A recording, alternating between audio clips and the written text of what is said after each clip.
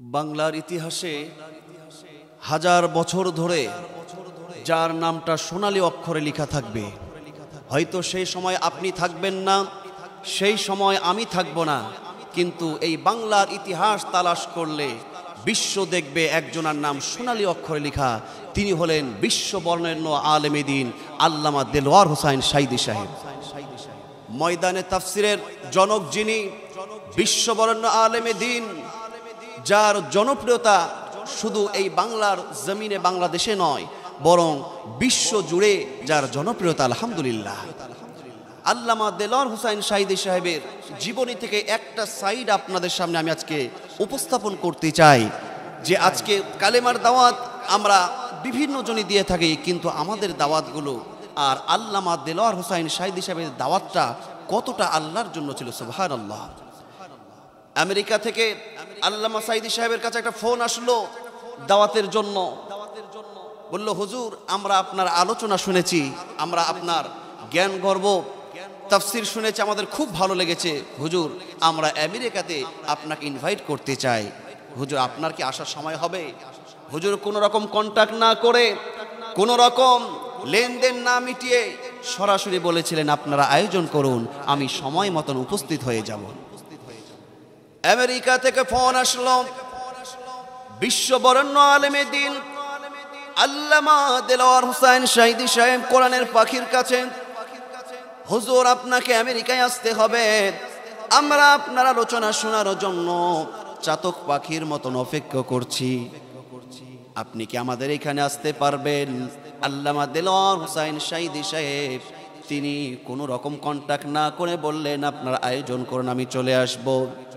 কোরআনের পাখি ticket কাটলেন, flight confirm করে তিনি আমেরিকায় চলে গেলেন। মাহফিল করলেন, মাহফিল শেষ করে মাহফিল কমিটির পক্ষ থেকে কোনো রকম হাদিয়া না দিয়ে হুজুর আবারও বিনা হাদিয়ায় দেশে ফিরলেন, বাড়িতে চলে আসলেন। আবারও দ্বিতীয় বছর কোরআনের পাখির কাছে ফোন করলেন, হুজুর, আমরা আমেরিকা থেকে বলছি, গত বছর আপনি আমাদের এইখানে মাহফিল করে গেছিলেন, আপনার জ্ঞান গর্ব তাফসির শুনে আমাদের এইখানকার সমস্ত শ্রোতাগুলো মুগ্ধ হয়ে গেছে। হুজুর, আপনি যদি এবারও দ্বিতীয় বছর আমাদের এইখানে আসতেন, আমরা খুশি হয়ে যেতাম। আল্লামা দেলোয়ার হোসাইন সাঈদী সাহেব বললেন যে আপনারা আয়োজন করুন, আপনারা প্রোগ্রাম ঠিক করুন, এই ডেটে আমি উপস্থিত আবারও হয়ে যাব।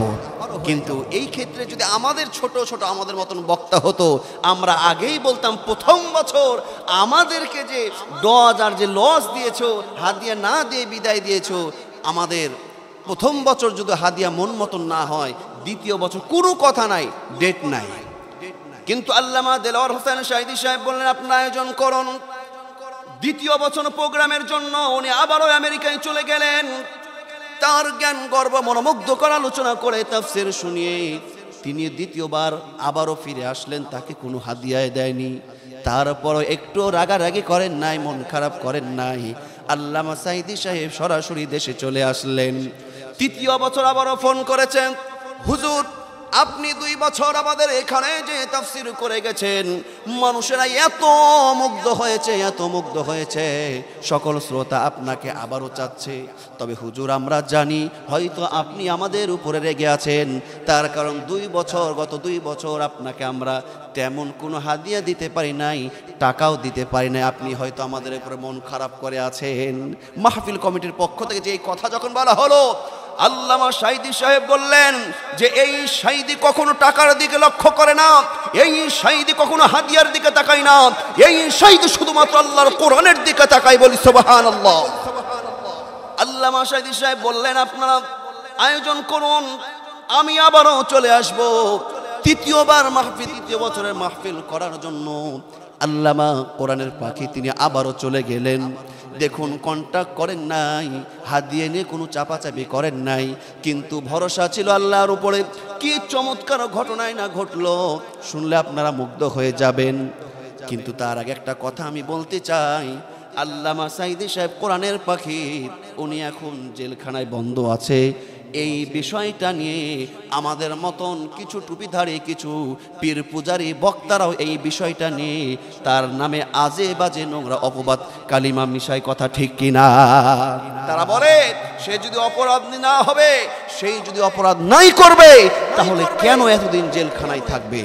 আমি তাদের উদ্দেশ্যে বলতে চাই, যারা বলে আমাদের মাহফিল ময়দানে চলবে আর সাইদি সাহেব জেলখানায় জ্বলবে, বলি নাউজুবিল্লাহ। যারা এই কথা বলতে চায়, আমি তাদেরকে বলতে চাই, তাদের উদ্দেশ্যে এই কথাই বলতে চাই যে সাইদি সাহেব যে কালিমার দাওয়াত দেয় আর তোমরা যে কোরআনের দাওয়াত দাও, যে কালিমার দাওয়াত দাও, কালিমা এক হলেও এর মর্ম কিন্তু এক নয়। তোমরা দাওয়াত দাও, তোমাদের দাওয়াতটা হয় মানুষকে খুশি করার জন্য, আর কোরআনের পাখি সাইদি সাহেবের দাওয়াত হলো একমাত্র আল্লাহকে খুশি করার জন্য, বলি আল্লাহু আকবার। যাদের দাওয়াতটা নবী আল্লাহ রাসূল আল্লাহর সঙ্গে মিলে যাবে, তাদের উপর অবশ্যই পরীক্ষা আসবে। আল্লাহ রাব্বুল আলামিন তার বিশ্ব নবীজিকে বলছেন, ইয়া আইয়ুহার রাসূল বাল্লিগ মা উনজিলা ইলাইকা মির রাব্বিক। হে রাসূল, আপনার প্রভুর পক্ষ থেকে আপনার প্রতি যে ওহী নাজিল হয়েছে, সেই বিষয়টা, সেই কথাগুলো আপনি মানুষদের মাঝে ছড়িয়ে দিন। আমার বিশ্ব নবীজি যখন তিনি দাওয়াতগুলো ছড়িয়ে দিলেন, ওই মক্কার কাফের বেঈমানরা বিশ্ব নবীজির আদর্শে মুগ্ধ হয়ে, যারা আমার বিশ্ব নবীজিকে আল আমিন বিশ্বাসী উপাধি দান করেছিল, এবং তারা স্বর্ণ অলংকার দামি দামি অমূল্য সম্পদগুলো তাদের নেতা আবু জেহেলের কাছে না রেখে বিশ্বাসের সাথে নবীর কাছে রেখে আসতেন, ওই সমস্ত কাফের বেঈমানগুলো যারা নবীজিকে আল আমিন উপাধি দিয়েছিল, বিশ্ব নবীজি যখন এই কোরআনের ব্যাখ্যা, কোরআনের যখন আলোকে তিনি দাওয়াত দিলেন, আল্লাহ রাব্বুল আলামিন কোরআনুল কারীমে বলছেন সূরা আলে ইমরানের 104 নম্বর আয়াতে, ওয়াল তাকুম মিনকুম উম্মাতুন ইয়াদউনা ইলাল খায়র ওয়া ইয়া'মুরুনা বিল মা'রুফ ওয়া ইয়ানহাউনা আনিল মুনকার ওয়া উলাইকা হুমুল মুফলিহুন। তোমাদের মধ্যে এমন একটি দল থাকা অবশ্যই জরুরি, অবশ্যই থাকা উচিত, যারা মানুষকে ভালোর দিকে ডাকবে, নেক আমলের দিকে, আল্লাহর দিকে ডাকবে, এবং খারাপ কাজে তানহানিল মুনকার, এবং খারাপ কাজ থেকে মানুষদেরকে ফিরিয়ে রাখবে। এই কাজটা যারা করবে, আল্লাহ পাক বলছেন উলাইকা হুমুল মুফলিহুন, তারাই হলো সফল কাম, বলি সুবহানাল্লাহ। এই জন্য কোরআনের পাখি জেলখানায় আছে বলে এই বিষয়টা নিয়ে কেউ নোংরা কথা বলতে পারেন। আল্লাহর নবী বলছেন আদ-দুনিয়া সিজনুল লিল মুমিন ওয়া জান্নাতুল লিল কাফির। মুমিন মুসলমানদের জন্য দুনিয়াটা হলো কয়েদখানা, কারাগার, আর কাফেরদের জন্য হলো স্বর্গ, জান্নাত। আমার ভাইরা মুসলমান বাবা, একটু লক্ষ্য করবেন, আপনাদেরকে জানিয়ে দিব, তৃতীয়বার আমেরিকায় গেলেন, তাও কোনো হাদিয়া মিটাইনি। আল্লামার জন্য কি পুরস্কার, এবার আপনাদেরকে সেটা জানিয়ে দিব। তার আগে আমি বলতে চাই, যুগে যুগে যারা ভালো কাজের আদেশ দিবে এবং মন্দ কাজে যারা বাধা প্রদান করবে, তাদের উপরে কেমন বাধা আসতে পারে আপনারা জানেন।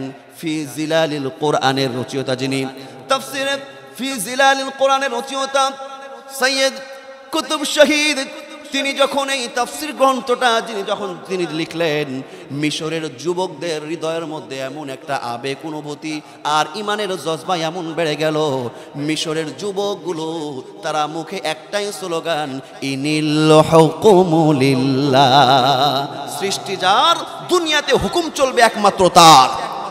ফি জিলালিল কোরআনের রচয়িতা সৈয়দ কুতুব শহীদের এই গ্রন্থটা যখন মিশরের মানুষগুলো, যুবকগুলো পড়লো, সকলেই একটা স্লোগানে ব্যস্ত হয়ে গেল, একটা স্লোগানে মুখরিত শুরু করে দিল যে সৃষ্টি যার হুকুম চলবে তার। তৎকালীন সময়ের প্রেসিডেন্ট চিন্তা করলো, এইভাবে যদি যুবকগুলো হকের পথ যদি অবলম্বন করে, তাহলে তো আমার অবস্থা খারাপ হয়ে যাবে।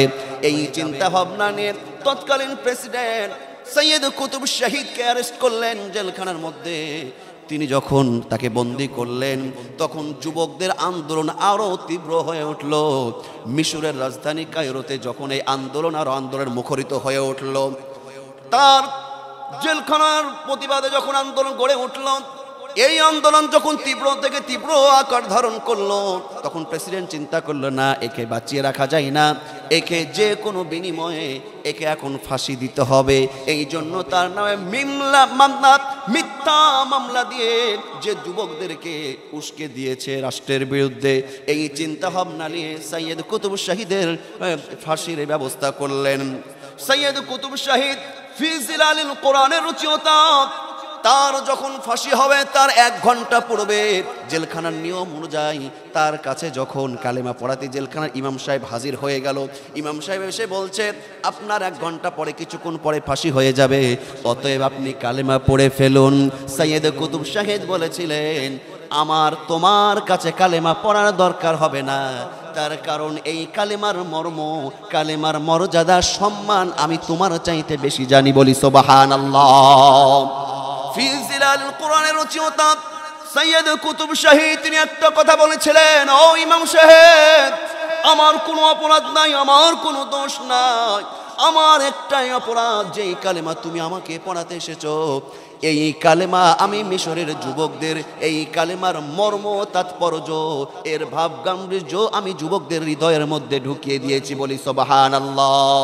ও জেলখানার ইমাম সাহেব, যেই কালেমা তুমি পড়ানোর জন্য সরকার তোমাকে বেতন দেয়, এই কালেমা আমি মিশরের যুবকদের ইমান আমলকে আরো পাকাপুক্ত করার জন্য, এই কালেমা তাদের হৃদয়ে ঢুকিয়ে দেওয়ার জন্য ওই সরকারি আমাকে ফাঁসি দেয়। এই জন্য হকের পথে থাকলে, ন্যায়ের পথে থাকলে আপনার উপরে পরীক্ষা বাধা আসবে।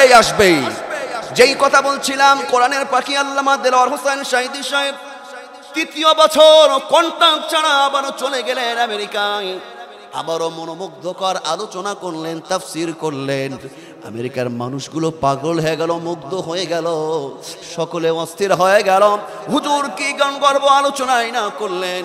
এবার হুজুর যখন 3য়বার আলোচনা করলেন, তার হাতে কোনো হাদিয়া দেয় নাই, কিন্তু হুজুরের হৃদয় একটাই ছিল, একটাই ভয় ছিল, ওই আল্লাহর। বলি সুবহানাল্লাহ। হুজুর এবার আল্লামা যখন মাহফিল শেষ করে বাড়িতে চলে আসবেন, বাড়িতে এসে দেখছেন তিনি বাড়িতে আসার আগে ওই মাহফিলের পক্ষ থেকে এত পরিমাণে হাদিয়া তার বাড়িতে পৌঁছে গেছে, যা সে কখনো কল্পনাও করেনি। বলি সুবহানাল্লাহ। এই জন্য আল্লাহ রাব্বুল আলামিন বলছেন, যার দিলে আল্লাহর ভয় থাকবে, তার রিজিকটা আমি কোথায় থেকে ব্যবস্থা করব, সেই কিছুই চিন্তা করতে পারবে না। আল্লাহ পাক সূরা তালাকের 2 এবং 3 নম্বর আয়াতে বলছেন, ওয়ামান ইয়াত্তাকিল্লাহা ইয়াজআল লাহু মাখরাজা ওয়া ইয়ারযুকুহু মিন হাইসু লা ইয়াহতাসিব। যারা আল্লাহর ভয় করবে, আল্লাহর উপরে যারা ভরসা রাখবে, আল্লাহ পাক তার পথ খুলে দিবেন এবং তার জন্য রিজিক এমন জায়গা থেকে আল্লাহ পাক ব্যবস্থা করে দিবেন, যা সে কখনো কল্পনাও করতে পারে নাই। বলি সুবহানাল্লাহ। আল্লামা কোরআনের পাখির একমাত্র উদ্দেশ্য ছিল ওই আল্লাহর জন্য, এই জন্য এই সম্মান আল্লাহ পাক দিয়েছে। বলি সুবহানাল্লাহ। কোরআনের পাখি যারা ইমানদার হবে, তারা জেলখানায় বন্ধ হতে পারে, ফাঁসির মঞ্চে উঠতে পারে, তারপরেও বাতিলের কাছে কখনো মাথা নত করবে না। মুমিন তো কখনো মাথা নত করে না, হোক না সে বন্দি কারাগারে। মুমিন তো কখনো মাথা নত করে না, হোক না সে বন্দি কারাগারে। দুনিয়ার আদালতে হয় যদি ফাঁসি, দেখবে সদাই মুখে সুখের হাসি।